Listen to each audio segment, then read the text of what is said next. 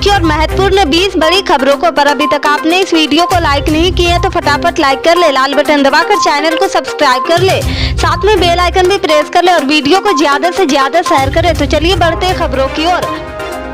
आपको बता दें कि हिमाचल प्रदेश विधानसभा चुनाव के लिए 12 नवंबर को वोटिंग होनी है। इस राज्य में कांग्रेस अब तक कमजोर मानी जा रही थी, लेकिन पुरानी पेंशन योजना के दाव ने उसे एजेंडा दे दिया है। मतदान से पहले ओबीसी के मुद्दे पर हर तरफ चर्चा हो रही। कहा जा रहा कि हिमाचल चुनाव में पुरानी पेंशन स्कीम का मुद्दा निर्णायक हो सकता है। राजनीतिक विशेषज्ञों के मुताबिक राज्य में 2 लाख सरकारी कर्मचारी आगामी चुनाव में महत्वपूर्ण भूमिका निभा सकते हैं। एनडीटीवी ने ऐसे ही कुछ सरकारी कर्मचारियों से बात की और ओबीसी पर उनका रुख जाना है।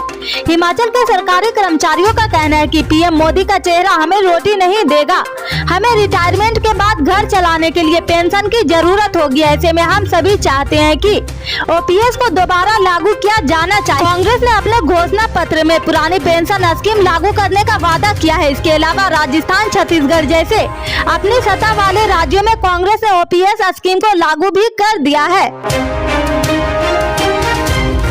8 नवंबर 2016 को देश में पहली बार नोटबंदी हुई थी। उस दौरान देश के आम जनों में जहां खुशी की लहर थी तो वहीं भ्रष्टाचारियों और ब्लैक मनी के कुबेरों के घर में मातम छा गया था। आज नोटबंदी हुए 6 वर्ष बीत गए हैं। नोटबंदी के दौरान देश की भलाई के लिए आम जनता ने काफी कष्ट भी झेले हैं, लेकिन उसका उन्हें दर्द नहीं हुआ है। बहुत से लोग अभी भी नोटबंदी की यादें ताजा करके विचलित हो जाते हैं। इसके बाद देश में दूसरी नोटबंदी के लिए पूछा जाए तो शायद आसानी से लोग तैयार नहीं हो पाएंगे।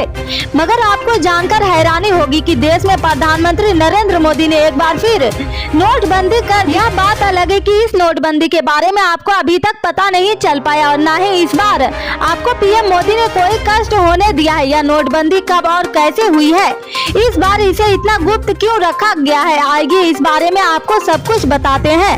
8 नवंबर 2016 को रात 8 बजे का वह वक्त आज भी बहुत से लोगों को बीते वक्त की याद दिलाता है।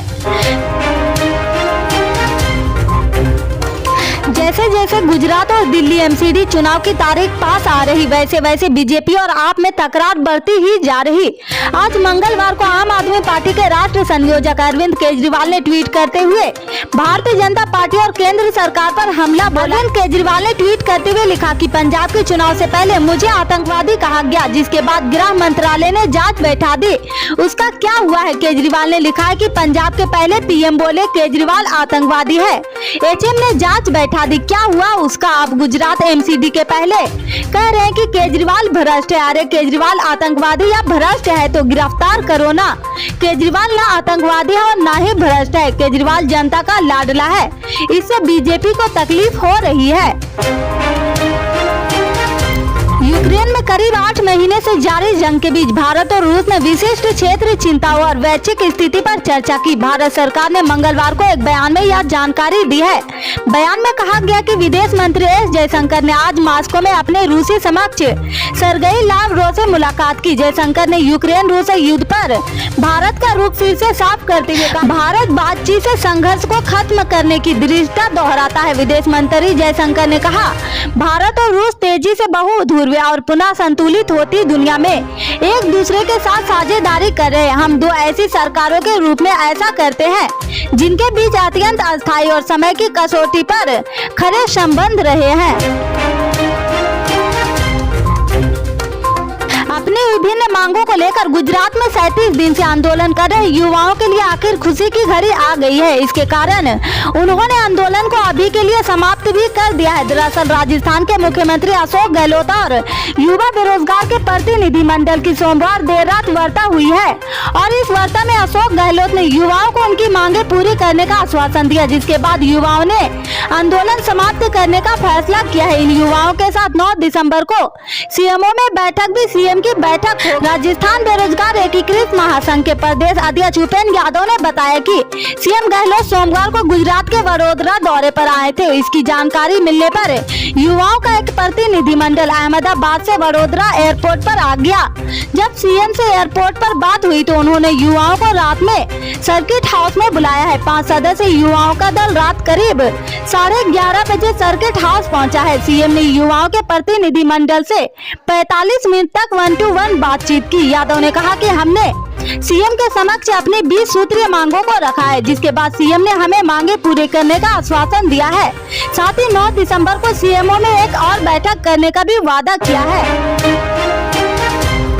कांग्रेस ने हिमाचल प्रदेश की भाजपा सरकार को बेरोजगारी, महंगाई और लूट की सरकार करार देते हुए मंगलवार को कहा कि भारत जोड़ो यात्रा के माध्यम से राहुल गांधी जो मुद्दे उठा रहे हैं उनकी गूंज हिमाचल में सुनाई पड़ रही, जिससे भारतीय जनता पार्टी घबराई हुई है। पार्टी के वरिष्ठ नेता रणदीप सुरजेवाला ने साथ ही आरोप लगाया कि जयराम ठाकुर देश के सबसे भ्रष्ट मुख्यमंत्री और एक विफल सरकार के मुखिया है, जिन्होंने राज्य की जनता इस चुनावी परीक्षा में नाकार देगी। एक सवाल के जवाब में सुरजेवाला ने दावा किया है कि कांग्रेस हिमाचल प्रदेश में 2/3 बहुमत की ओर अग्रसर है।